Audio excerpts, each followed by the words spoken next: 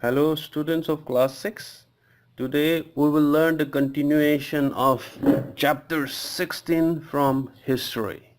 Well, in the previous class we have learned some of the important points from Gupta Empire, in which there were so many kings like Maharaja Sri Gupta, Ghatotkacha, Chandragupta, Vikramaditya and all.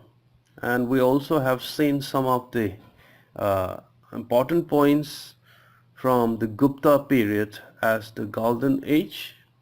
Okay, we have seen some of the important scientists, we have learned some of the important literary persons. Well, today we will continue with Harsha Vardhana. Okay, he was also known as Harsha. So by the middle of 6th century AD, in the history of India, it was the period of the downfall of Gupta Empire. So after the downfall of Gupta Empire, the northern kingdom, especially the northern kingdom of India, were split into several independent kingdoms.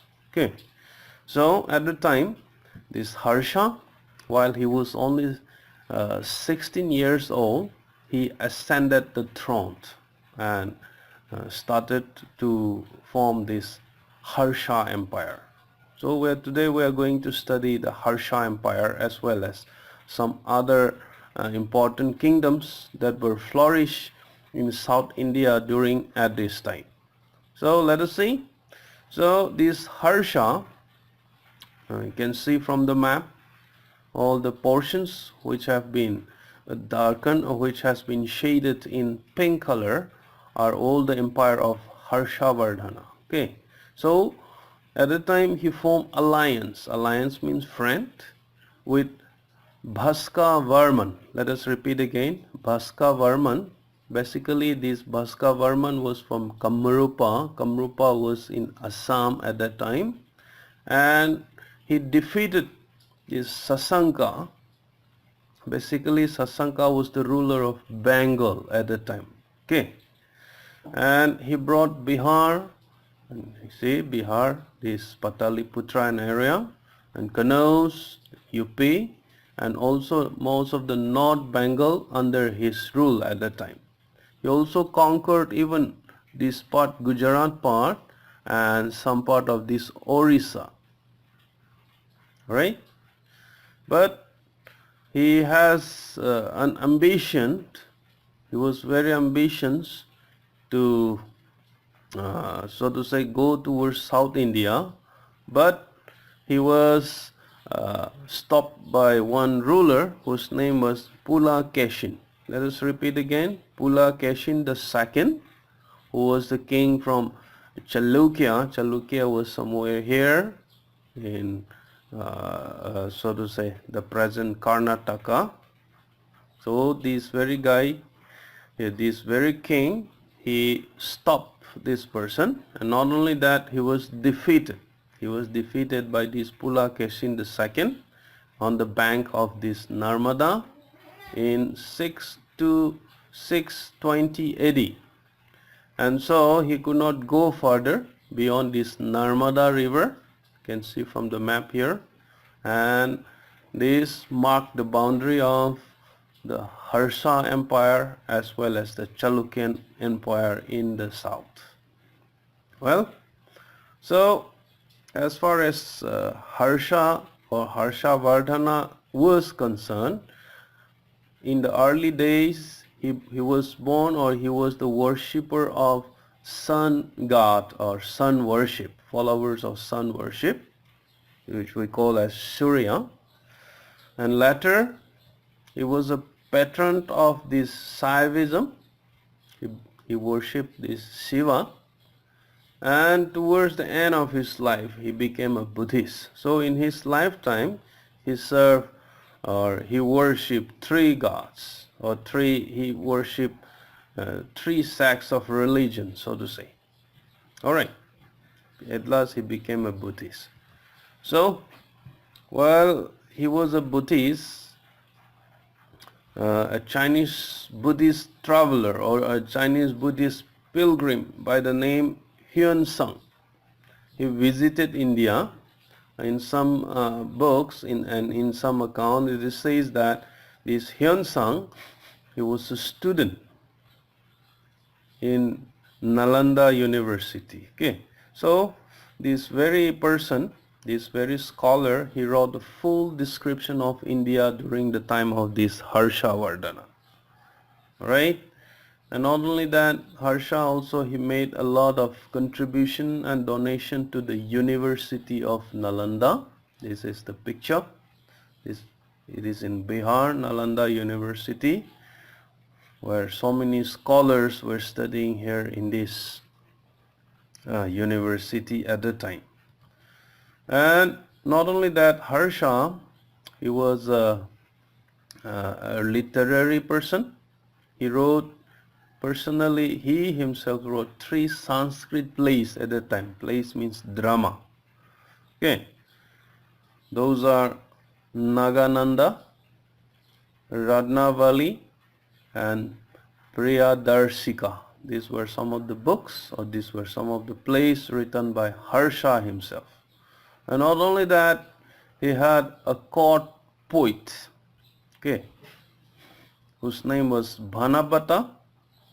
This Bhanabata wrote Harsha Charita. So you can see from the picture, this is Bhanabata, and this is the book that has been written by this Bhanabata. So from here we can see that Harsha, he took a very keen interest, especially in these literary works as well as in learning, right? Okay, let's go to the next one. So at that very time, there was a powerful kingdom in South India, especially in the so to say in Chennai area, that was Pallavas. It was powerful in 7th and 8th century AD. Okay, its capital was at Kanchi. You can see from the map here, which was also known as Kanchipuram. And one of the greatest king of these Pallavas was Narasimha Varman. Alright, and he defeated Pulakesin II, okay, from Chalukya. Chalukya is in the western part of this Pallavas. And you remember this Pulakesin II from Chalukya, he stopped the invasion of this Harsha, And not only that, this Narasimha Varman, he sent naval expedition to this Sri Lanka. Okay, at the time Sri Lanka was there, so he sent navy expedition. And not only that, at last they were defeated by the Cholas kingdom. Okay, so it comes to an end. But these Pallavas were important because they have a magnificent temple architecture. They were excellent in the field of this architecture. So one of the best example is from the picture. This is Mahabalipuram temple. It was so to say built or made during the time of these Pallavas. Another one is Kailashnath. It is a rock cut temple. The temple itself, it has been cut from the rock in Kanchi. Okay, and not only that, these Pallavas, they spread Indian culture in Southeast Asia, especially in Southeast Asia, such as Cambodia, Thailand, and all. We can see the temples even today, which was constructed during the time of these Pallavas. Well, the next one is Chalukyas. So from the map itself, the portions of this pink color, it was the kingdom of the Chalukya. It rose in 7th century AD. The founder of this Chalukya was Pulakesin I. Actually, the capital is at Badami, which is in Vatapi here, okay, in Karnataka, present Karnataka. Their greatest king was Pulakeshi the second, and you remember this Pulakeshin the second. He stopped Harsha army when they tried to cross this Narmada river. And not only that, another important king was Vikramaditya the second. Okay, and this very guy, he defeated Arab invasion, the Arab that came from the sea, Arabian Sea. They defeated, and they are of Brahmanical Hindus by religion, but also they respect the Buddhism. As far as their buildings were concerned, they were made of stone, were finely joined without mortar, without any cement. They used the stones, okay, they polished it very well, and they made their buildings. So it was remarkable in the history of India. So these are some of the important points from chapter 16.